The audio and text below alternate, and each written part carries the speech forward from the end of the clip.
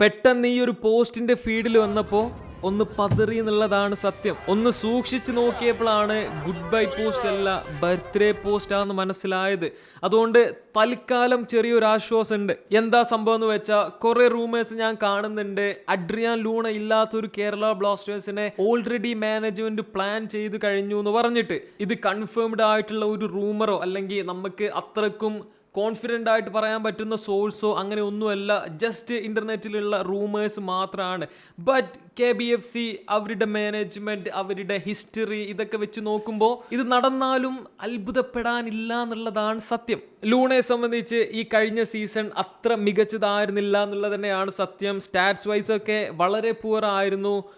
0 goal entire സീസണിൽ 0 goal. ഇങ്ങനെയാണെങ്കിലും നമുക്ക് എല്ലാവർക്കും അറിയാം ലൂണ ടീമിന് വേണ്ടിയിട്ട് എടുക്കുന്ന എഫേർട്ട് എന്നുള്ളത് മറ്റാരെ വെച്ചും നമുക്ക് കമ്പയർ ചെയ്യാൻ കഴിയില്ല. കാരണം അത്രക്കും ഹൈ എഫേർട്ടിലാണ് ആൾ കളിച്ചിട്ടുണ്ടായിരുന്നത്. ലൂണയെ ഒഴിവാക്കിയ ഉണ്ടാവാൻ പോകുന്ന ഒരു സംഭവം, ആൾ ഏതെങ്കിലും ISL ക്ലബ്ബ് പോയി കഴിഞ്ഞാൽ അടുത്ത സീസണിൽ ആ ടീമിനൊപ്പം ആളുടെ വിർജിനിറ്റി കളയും.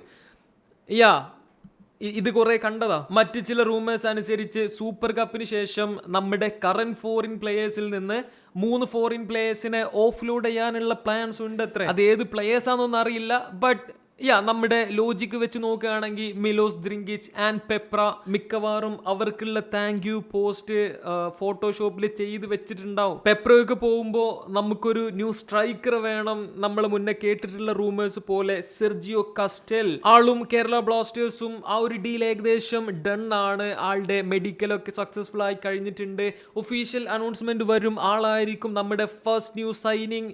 ഇങ്ങനെയുള്ള റൂമേഴ്സും കേൾക്കുന്നുണ്ട്. ഇതിൻ്റെ ഒന്നും സത്യാവസ്ഥ എനിക്കറിയില്ല. പിന്നെ എനിക്ക് ആകെയുള്ള ഒരു ട്രസ്റ്റ്ഫുൾ സോഴ്സ് എന്നുള്ളത് ആവേശം ക്ലബ്ബ് ഈ സംഭവം നേരത്തെ തന്നെ പോസ്റ്റ് ചെയ്തിട്ടുണ്ട് എന്നുള്ളതാ. വേറെ ഇപ്പം എന്താ, ഒരു ചെറിയ ടോപ്പിക്കിനെ കുറിച്ച് കൂടെ ഞാൻ പറയട്ടോ. അല്ലാതെ IPL പറ്റിയിട്ടും ക്രിക്കറ്റിനെ പറ്റിയിട്ടും ഞാൻ പറയാൻ അങ്ങനെ ഉദ്ദേശിച്ചിട്ടൊന്നല്ല. എന്താ സംഭവം എന്നറിയോ, ഇന്നലത്തെ CSK മാച്ചിലെ ആ ഒരു മൊത്തം സംഭവത്തിന് ശേഷം എനിക്ക് മനസ്സിലായ ഒരു കാര്യം ഞാൻ പറയാം. CR7 fans, Messi fans and Dhoni fans, they are the same. ഇവർക്കൊക്കെ ഒരു സംഭവം കോമൺ ഫാക്ടർ ആയിട്ടുണ്ട്. എന്താണെന്നറിയോ, ബാക്കിയുള്ള ക്ലബ്സ്, ഫാൻസ്, പ്ലേയേഴ്സ് ഇവർക്കൊക്കെ ഭയങ്കര ഡിസ്റെസ്പെക്ട്ഫുൾ ആണ് ഇവർ ചെയ്യുന്ന കാര്യങ്ങൾ. കാരണം ഈ 3 പ്ലേയേഴ്സ് ചെയ്യുന്ന ബെയർ മിനിമത്തിന് വരെ ഇവർ ഒടുക്കത്തെ ഹൈപ്പ് കൊടുക്കുകയാണ്. അവരുടെ ഭാഗത്തുനിന്ന് നല്ല പെർഫോമൻസ് വന്നാലും മോശം പെർഫോമൻസ് വന്നാലും ഉടൻ ഏജ് എന്ന് പറഞ്ഞിട്ടുള്ള ഒരു സംഭവം ഇടും. എക്സ്ക്യൂസ് ആയിട്ടും ഏജ് ആണ്, ഇനിയിപ്പോൾ ഹൈപ്പ് കൊടുക്കാനാണെങ്കിലും ഏജ് ആണ് കാരണം. ഞാൻ ഹോണസ്റ്റ് ആയിട്ട് തന്നെ പറയാം,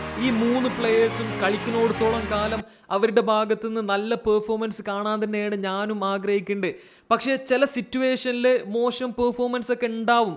പക്ഷേ ഈ ഫാൻസിൻ്റെ, ഈ ദുരിതം ഫാൻസിൻ്റെ അനാവശ്യമായ ചില ഇടപെടലുകൾ അല്ലെങ്കിൽ ഓരോ ആവശ്യമില്ലാത്ത കുറേ സ്വഭാവം കാരണം ഈ 3 പ്ലേയേഴ്സും നാണം കെട്ടുകൊണ്ടിരിക്കുകയാണ്. ഒരാവശ്യമില്ലാതെ ഇവർ നാണം കെട്ടുകൊണ്ടിരിക്കുകയാണ്. എനിക്കറിയാം ചിലപ്പോൾ ഇന്നെ തെറി വിളിക്കാൻ വേണ്ടിയിട്ട് ഈ 3 ഫാൻ ഗ്രൂപ്പും ഒത്തൊരുമിച്ചൊക്കെ ചിലപ്പോൾ വരുന്നുണ്ടാവും. അങ്ങനെങ്കിലും നിങ്ങളൊന്ന് ഒരുമിച്ച് കണ്ടല്ലോ, അത് മതി. അടുത്ത വർഷത്തെ നോബൽ പീസ് പ്രൈസ് എനിക്ക് തന്നെ കിട്ടട്ടെ. Just stop the meat riding man. ഞാൻ അത്രേ ചോദിക്കണുള്ളൂ. ബൈ.